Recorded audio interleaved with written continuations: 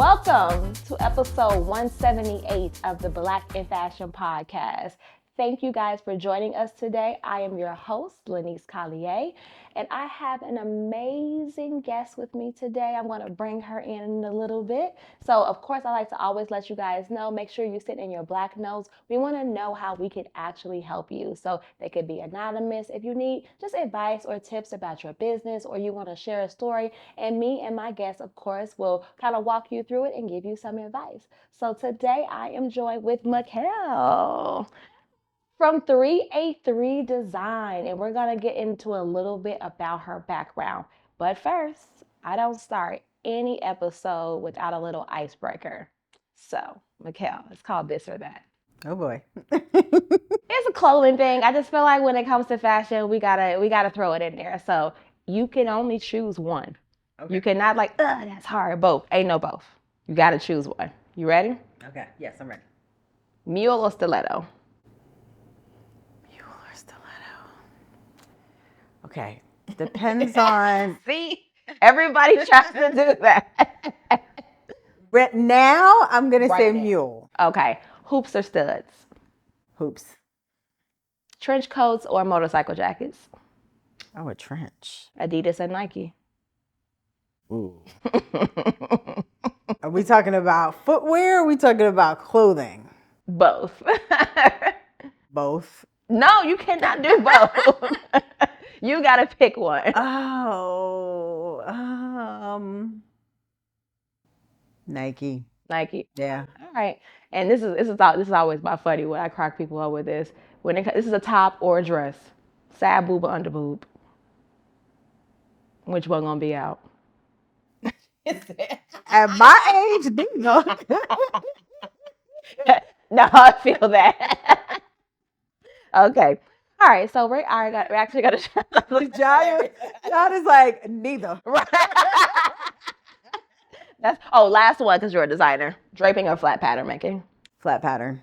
Yes, right. Everybody's a draper. I can do it. Draping. I can't stand. It's an extra step. Yeah. It's really an extra step. Yeah, it's funny because I feel like I don't know that many people who would pick flat pattern. Mm-hmm. Most people are like, oh, I love draping. And I'm like, why? Why?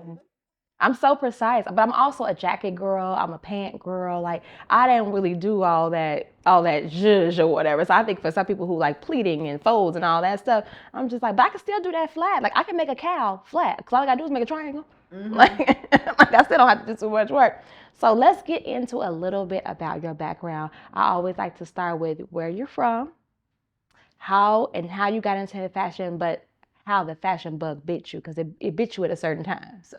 And I know you probably got a long story because you got some experience here, but let's just start out where you're from, how you got started. Let's start there. I am a New Yorker, okay, which you don't find too many native New Yorkers anymore, so I'm one of them. And, I think I started in fashion when I was very young, and I have on my corkboard this I don't even know what you would call it. I guess it's supposed to be a jumpsuit because it's got two legs and some kind of top that I was trying to make for my Barbies when I was younger. And I didn't have a sewing machine. Unbeknownst to me, my mom had a sewing machine, but I did not. Okay. So I was just like, I'm just going to take a needle and some thread and try and sew something together. And I guess there was just some rando fabric that I found because it was two different color felts. And so I was like, yeah, a lot going on. I was doing cross colors before cross colors because the front was yellow with blue, yellow pants, blue at the top. And then the back was the rest of the blue in the back of the pant and then a different color at the top. I don't know what I was doing.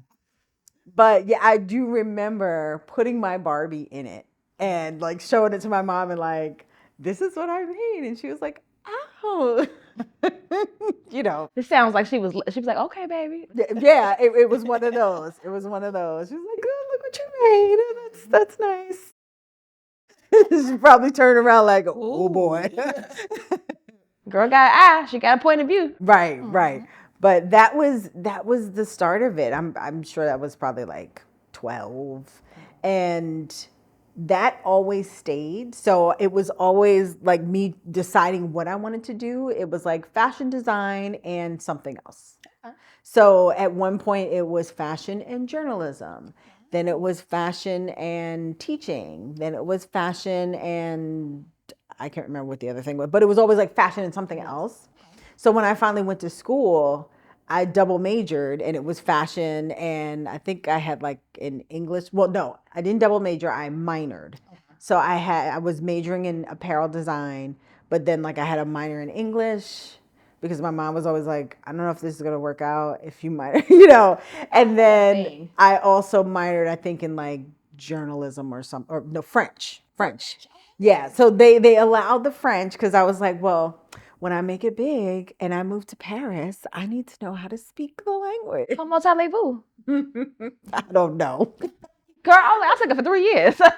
I took it for 4 years and I don't remember a lick of it. Really? I thought we was gonna have a lingo. He was like, girl. Unfortunately, no. It's like if you don't use it, you lose it. And soon as I got out of school, I never went to Paris. So yeah, I lost it. It's but I feel like there are some things that are implemented in your brain. I learned French and I started in 6th grade. So I learned in That might sixth be part grade, of it. 7th grade, because guess what the first thing they taught us? The ingredients to a Big Mac. In French. And we had to say it really, really fast. And then whoever said it the fastest and finished it, we got a McDonald's gift card. So in 6th grade, that was the lick right there. Like that was the one. I came and I didn't go. That was motivation. That was motivation. I didn't come to school the day of the competition, and this girl in the class, and we had opposite names. Her name was Patrice. Mm-hmm. And I didn't come to school that day, and she won. And then so she thought she was the reigning champ until I came to school the next day. And she had to go against me and lost her title in one day. And I was just like, I was motivated. What school did you go to? University of Delaware. University of Delaware. Yeah. Hey, it's okay. Yeah. So how was that experience? Like, did you always just want to like go away to school? Like, did you contemplate like the FITs or the Parsons? No, they weren't even in the radar. No. Because they were in New York, and I knew I wanted to go away. Gotcha. So I was looking for other schools outside of New York that had fashion programs, which I mean, now I think there are more.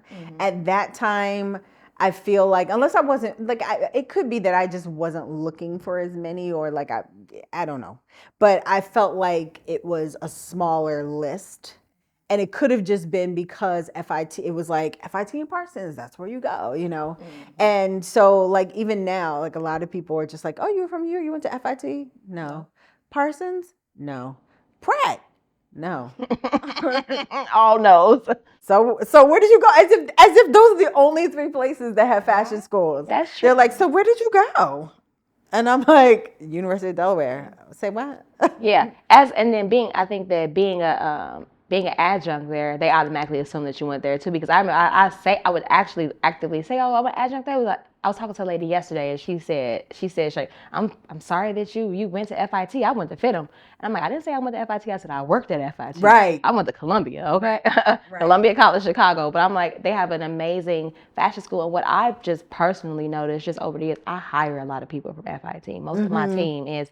And I find that the kids, or the young women and men that I've hired from like SCAD, Columbia, like schools outside of New York, they just have a different level of education than like the FITs and the Parsons. So I don't know if it's like the facade of it being like the better school or the go-to school is really a thing. Like there's a lot of fashion schools with like some really, really great programs. Yeah, there are. Really set you up for success, which I feel like SCAD, I think, has a great program. Yeah. And it's another one called Auburn that has like a really great program, because I've had some interns and students and I'm like, it's given.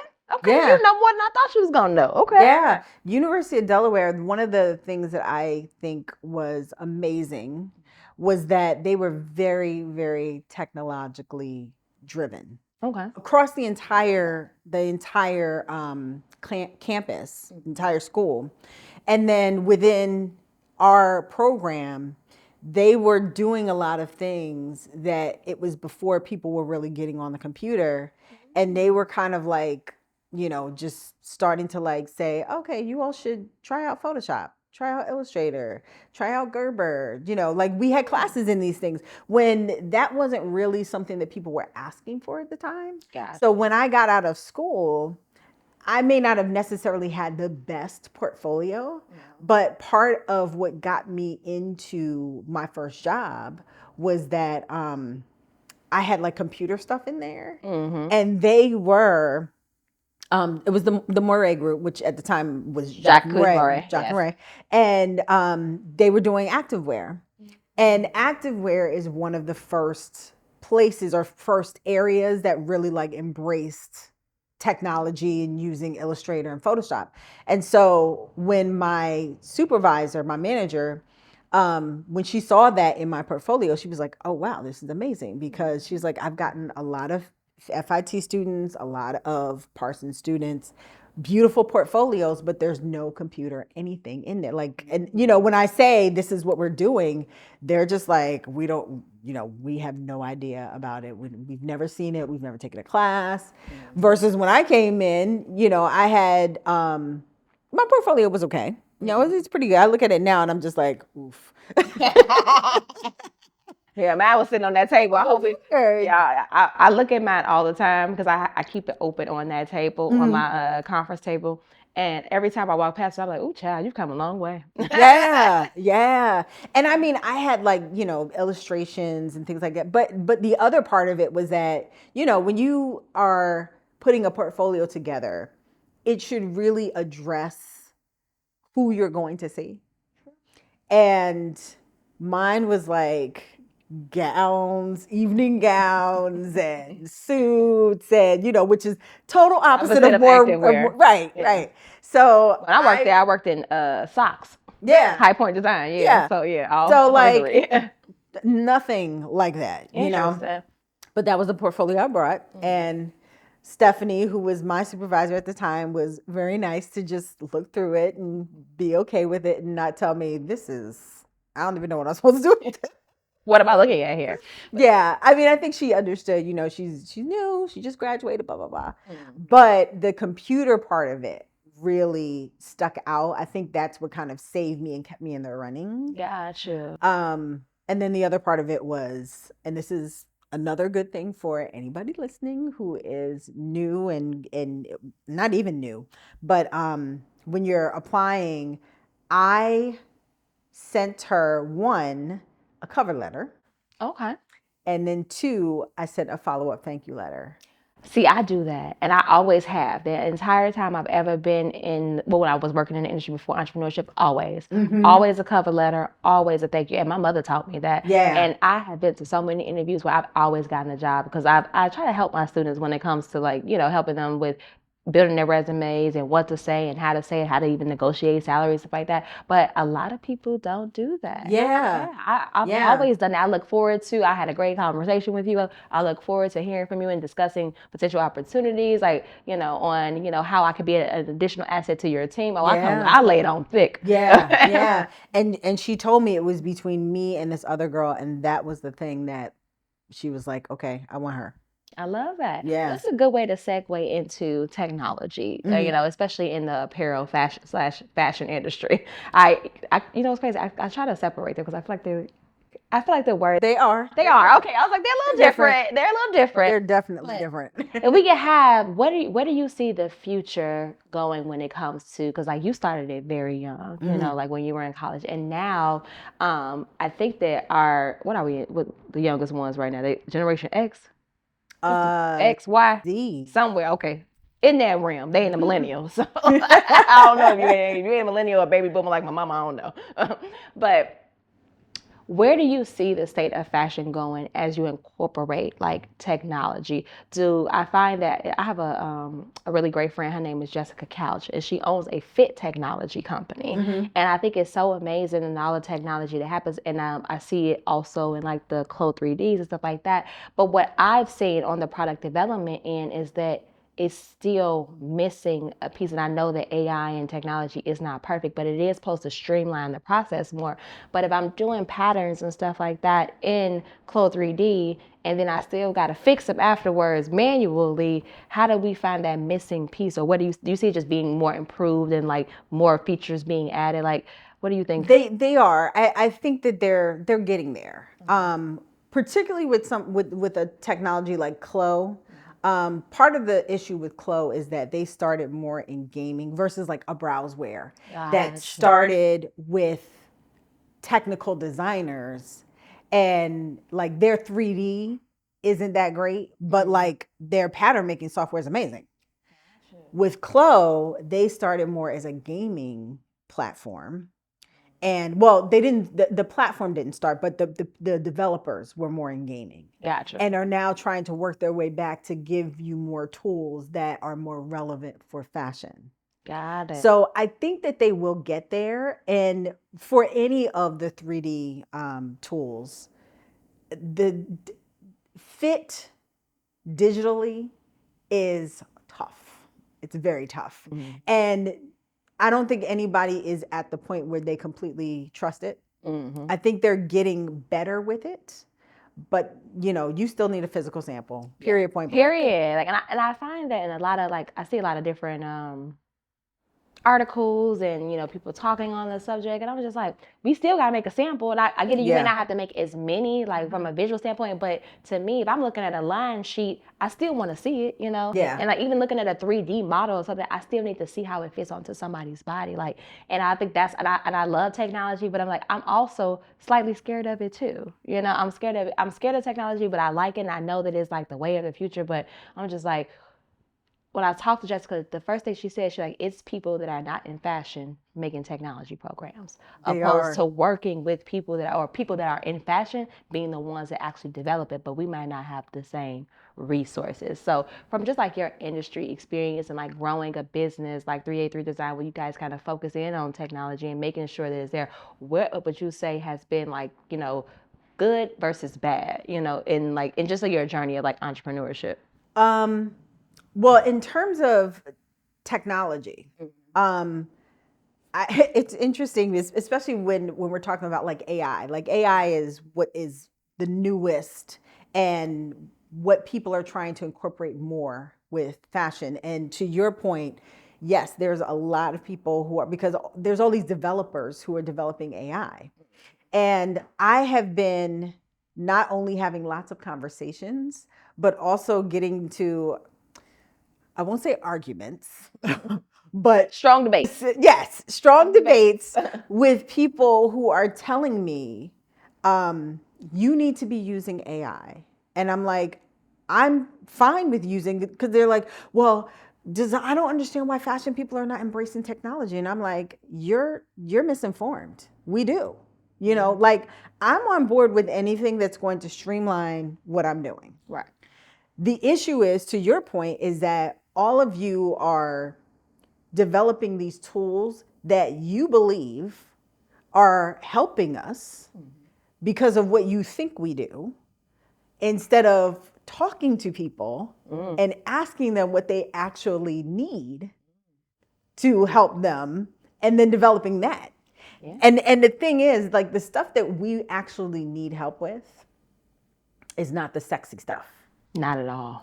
Operation. I feel like operations, there's a big opportunity there. And I worked with a young lady, it was a couple of years ago. I don't even think she does it anymore. She had created a technology program called Track Racks. And it was supposed to track, it was a sample tracking system for showrooms and stuff like that. So that like, if it's going out to a stylist or if it's going out to get photo shoots and stuff like that. And I was just like, honestly, honey, we need that on the... Amazing. It's amazing. Do you know well, I'm sure you know how many samples, like, they come in the office and they're never seen again. Right. But I told her, I said, honestly, we need that more on the back end, because we got that reference sample, we got a fit sample, we got a pre-production sample, we got a TOP sample. So you're thinking about samples on the sales end. What about all of the samples? We have way more samples on the product development and on the production end. Yeah. And it gets stocked up, and it's just like, well, which one's the PP, which one's the TOP? But if it had a scanning system, and I'm like, that would be so nice on my end. And I sat down with her and I talked her through everything. I don't know what she ever did with it, because I never saw anything. And this was something that was like 4 or 5 years ago. And I'm like, I kept following up with her. I'm like, so how the system going? Because I beta test with you. Yeah. Because I just had so many clients at the time, and we had their reference samples, the fit sample, the final like salesman sample. And then once they moved over to production, we had a pre-production sample, we had a TOP. And I'm just like, I need to understand, I not understand because I understand the process, but I need a way to organize this better. Because now, right now, the salesman sample is at the factory because it's now turned into the sold-by sample. And then the pre-production sample, the customer has with them right now because they're using it to shoot content and stuff like that. Right. You need to keep track of these things. And yeah, but she was a developer. She wasn't really a fashion person. So even though I laid it all out, I'm like, well, I guess I need to lay it out to somebody else. Because I'm like, I'm still looking for it. Because I haven't seen a sample tracking system like that ever. I haven't seen anything like that. And I don't know if I worked at Ralph Lauren for a little while. And they had a sample system, but it was more so just like a check-in system, like knowing when they arrive, not which was which from what. And I think that was a big area of like opportunity. Yeah, it's a huge area of opportunity. And it's one of those things that I think a lot of people don't realize this is an issue. Like this is a problem you can solve. I think like I'm always talking about you want to be solving problems for people when you come up with these new apps or new businesses or whatever. And I think that like right now people are running behind these other AI apps that are creating pretty pictures for all of us. And I'm like, okay, yeah, this is great, but like what the hell am I doing with this? Right. Absolutely. I'm posting it on Instagram, okay. And now what? And now what? Right. And now what? So let's get into some actual execution then. So tell me a little bit about how 383 Design was birthed, and what your services look like and what your purpose was behind that, and just things and strides that you're making like with the business. So it was birthed because I was kind of somehow I became the go-to person when anybody had an Illustrator question. Okay. It was like, I don't know how to do this. Ask Mikelle. And then it was very, I don't know if you're familiar with style portfolios or style careers. Yes. So I got a lot of my fashion jobs. So style portfolios, I think they launched that first, and then Style Careers became part of that. Oh, okay. And I was around when it was like 6 of us on there. Okay. So what happened was, all of a sudden, this was like, I guess, early mid 2000s. Okay. People started going on there, and there were a few people who found me and were just like, I saw what you did. And not that they wanted to hire me. They were like, can you teach me how to use Illustrator? Because I saw your portfolio. And I had a lot of Illustrator sketches there because, I've been doing activewear and that was all we were in. Gotcha. And so I had a lot of my like CAD sheets up there, and they were like, I've seen your portfolio. You can teach me how to do this. And I was like, okay. Sure. They're gonna commission you. Yeah. And then before the last me thinking, okay, I can do this, was I had an intern who had like studied in Milan, had done the whole thing, like everywhere. Yeah. And he's like, Mikelle, I can't find a job because I don't know how to use Illustrator. I need you to teach me how to use Illustrator. He was like, I'll come over your house. I'll buy you dinner. Just 2 hours. I said, okay, fine. So he comes over and we, do a couple of hours. He's like, Mikelle, I've learned more. He's like, I paid for a class, an 8-week class. I have learned more in 2 hours than I have learned in that entire 8-week class. And I was like, really? Can you get your money back? And give it to me. Right. And that was exactly the conversation. He was like, you should start like doing this professionally. And I was like, maybe. And then it took me like a good year or so after that, but I was freelancing, and I was like, maybe I'll do a class. And I put an ad in Wednesday's Women's Wear Daily when we were still looking at papers. Yeah. And the first class was at Comp USA. Okay. Do you remember them? Mm-hmm. They in their basement they had like computer labs that you could rent out. Went down there. Yeah, well, nobody goes down there. Okay. unless you're taking a class with them. Gotcha. And it just happened that I was just like, I was looking for a place to have this, and I needed a space where they already had computers there, and they happened to be one of them. And I rented it out for a few weeks. It was like a 4 or 5 week class. Um, and I think the first class I had like maybe 4 people, and I just knew I was doing something. You know, but that was how it started. I love That was how it that. started. Yep. Okay, so now having the 383 business, and then you not even transition, but creating pencil to production. Mm-hmm. It's a competition for emerging designers, and you're Yes. able to give them like grant money and stuff, which I absolutely love. So tell me about how you got that started and what was like the motivation behind that. You know, we had an event called From Pencil to Production in 2019, Okay. right before the pandemic. That was supposed to be the start of our annual event, Okay. and of course, the pandemic happened. Of course. And my husband actually was the one who he filmed, and he was just like, that panel is really great. You all should do something. Like, y'all have great chemistry. You should do something with that. He was actually the one who suggested that we make it into It's a always competition. the people that's the closest to you that can like literally spot opportunities that you don't see, because that's how I started LC. Literally a friend being like, girl, you need to start charging people because you're just teaching out here. And you need to help Yeah. people and you might like it. It's always those people that are close to you that see things that you don't see. Mm-hmm. Yep. Yep. And and because it was that we were thinking that we were going to do something local, and we were like, you know, we need to find a place to go, and you know, the whole thing. And then after the pandemic happened, we were kind of like, okay, maybe we should try doing this online. Mm. And it worked. And we were just like, okay, we can continue to do this. And so, yeah, that was how it started. And it's just been like evolving from there. And we're thinking about starting to have like something where we can, you know, have it in person so that it's more engaging when we film. But They could give them a little station right back there. Do it right back we'll there. talk. Yeah, We'll yeah. talk. I was just like, that's the liquid right there. Go ahead, y'all. Everybody go in your corners, and we can at least do about 6, 7 people back there, and we can sit in here and talk and kind of, while they're going back there and doing their sketches, and then that it would be just like Project Runway. Yeah. Okay. All right. Yeah. I love that. That's the conversation after this. Yes, absolutely. So I have a segment like as we kind of wrap up. It's called "It's a Success" or "It's a Disaster." So I just want you to tell me about a time just in business where something went really bad. It was, I always say it's hilarious, and I always say it, but I wouldn't be me if I didn't. It went to shit. But you learned something from the experience, and it ended up being a success story.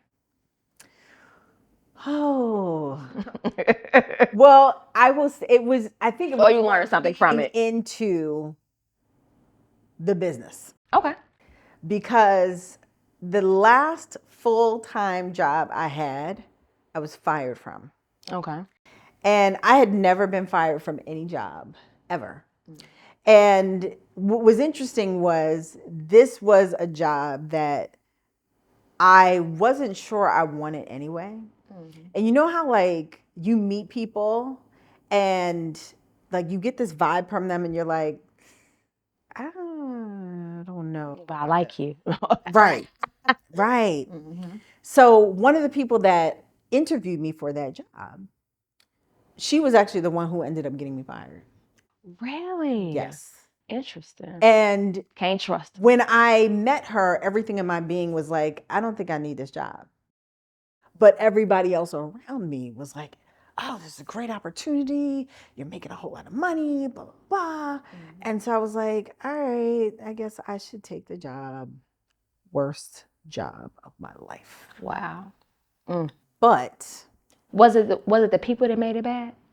no, because I met Alicia there. Okay. Okay. Good. Yeah. Nice. That was the Okay. best thing that happened. That was the best thing that came out of that job was me meeting her. Nice. Okay. But like it was constant chaos. I was there. I had finally gotten a new apartment. I didn't actually unpack and set up my apartment until 6 months later when I left. Oh wow. Yeah, it was that crazy because every night I was there late. Nothing was ever right. We were always rushing to get stuff done. And then when I finally left, it was just such a scandal. And like they had talked about me about why I had to be put out, and like it was a whole thing. And yeah, it was just ridiculous. People. Yeah. I felt, what's crazy, and I will leave a job in a minute because of the people, because I just feel like having the right people around you 5 days a week. And these days, or back then, not working 8 hours, you're working 12, 14-hour shifts. So You I think need that it. people around you really does make a big difference, whether it is in a corporate workspace or even in your own business and Yeah. stuff. So just to transition a little bit, because so we could talk a little bit about people. I know you wanted to know about hiring, and Yes. having the right Yes. people like around you. And that's a good segue into this. I learned the hard way. I honestly have to tell you. I never really had interns or volunteers or anything like that. I was one of those firm believers that like everybody should get paid for their work. But I end up overpaying a lot of people, and I also end up paying people that underdelivered what they were supposed to do. I wasted $300,000 in payroll my first year. Wow. Yeah, for people, 12 people, and I didn't need that. Also, I didn't meet that many people.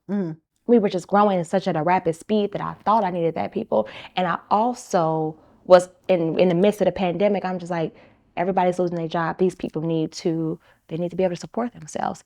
And I allowed myself to let them be first, opposed to what was best for the business and what was best for me and what I needed. And I'm paying all these people, nothing getting done. Clients complaining. I think that year I had like 3 lawsuits, not because of anything that I did, but things that my employees were doing, leaving me off the emails, talking to clients crazy, not having things ready. And because we just had so much, I didn't have my hand in everything.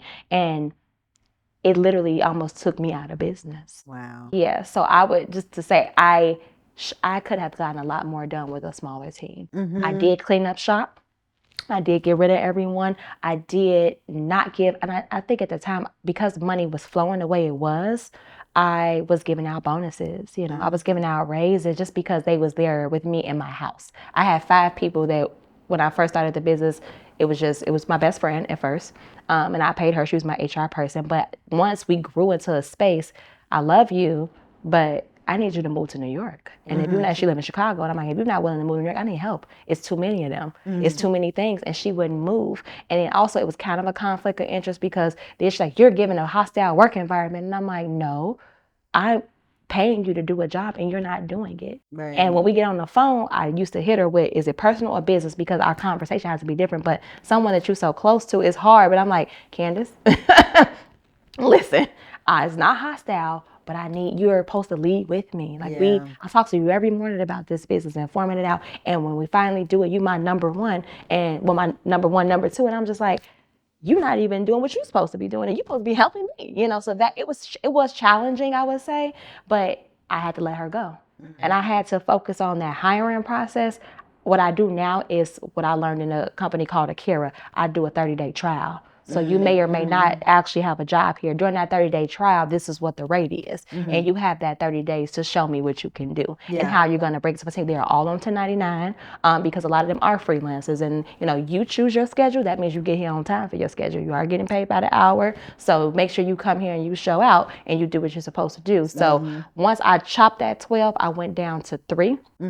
I was able to push out so many orders and so much people with a team of 3 because they all knew how to do everything that I know how to do. At first, I had a fabric person, I had a pattern making person, I had a design person. I needed someone that can literally be like me. They can hit every part of the business, and I'm willing to pay for that too. So yeah, you got like dual, triple positions. I'm gonna make sure I pay for that. But it's cheaper to pay someone to do multiple positions than to pay all these people separate that are not connecting, that are making mistakes, that are arguing and stuff too all the time. And 1099, they're responsible for their own taxes. So, but I found that just by changing up the way I did things and asking certain questions, I asked them why they were here. And a lot of people wrote that they were here because of fashion. And, they had this love for fashion, but those are the people I let go. Because we are a service-based business. Yeah. You got to like helping people. All the people that said that they like helping people were the people that I kept. Because that's what we do. Yeah. Yeah. I get it. We all love fashion. But it's just like, why? I say, why are you here? Right. So why are you here? Not what you like. I said, Right. why do you want to work here? And I kept the people because I had a girl who worked for a nonprofit. She's been with me for 3 years. I had another one. She's been with me for 2 years. I know she coming up on year 3 too. But those are the ones that I kept. I kept it real tight. And now when I go in the interview process, I find out what that is. And that should have been a question I asked a long time ago. Not just that you like fashion, but do you like helping people? Because being able to see somebody else's vision and help somebody else do something is completely different from just having a love for fashion. Yeah. You got to like education. You got to like mentorship. You got to deal with people. And we deal with a lot of Black women, a lot of emotions, a lot of attitude. I would say 85% of our clientele is Black women. And they are passionate about what they're doing. They're spending their money. And we got to deliver. Yeah. So Yeah. I didn't have a stash of money or anything like that when I started paying people. I just felt like if they are able to do their job, I'm able to do other things to continue to supplement that income so that I can pay them. And I feel like when I went to I did a 10,000 business program at Goldman Sachs. They recommended that you have at least $10,000 to $20,000 set for payroll. I didn't do that, but that is the recommendation to already have a certain amount of money set inside of a payroll account. I still don't have that. I've never had that. They get paid week by week as the money flows in. And then in times of struggle, because of the reason why they're here, and I've had to pay late, that's why they're still here. And I've had that. I've had instances where I'm like, give me another week, I'm so sorry, or I need a couple more days. And I've had that plenty of times. And because of who they are, and I know I got a good team, they've never left me.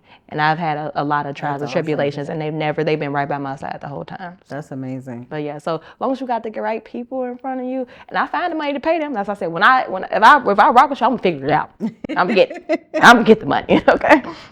As we wrap up, I have my last segment. It's called It's a Muse. So if you just want to share a book, a mantra, a prayer, a quote, anything that continues to just keep you moving in entrepreneurship and teaching and all your experience, because you got a lot. You've been for a long time. So what would you say? It'd be like that one thing that's just like, this is what I want to share. My father, who passed away a few years ago, he was also a teacher.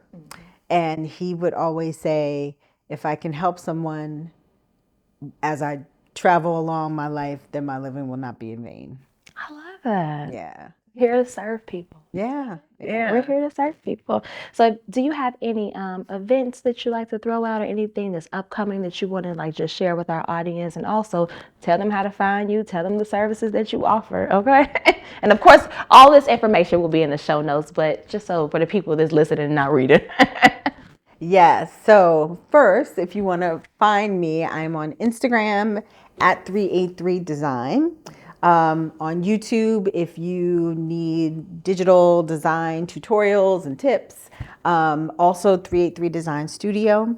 I'm also on LinkedIn. We have lots of conversation on LinkedIn. Love that. And that is Mikelle Pelham, Pellum. And 383 Design Studio, we do mostly digital design courses on Illustrator, how to create a tech pack, Nice. Clo. We have our first business course in there on merchandising. Nice.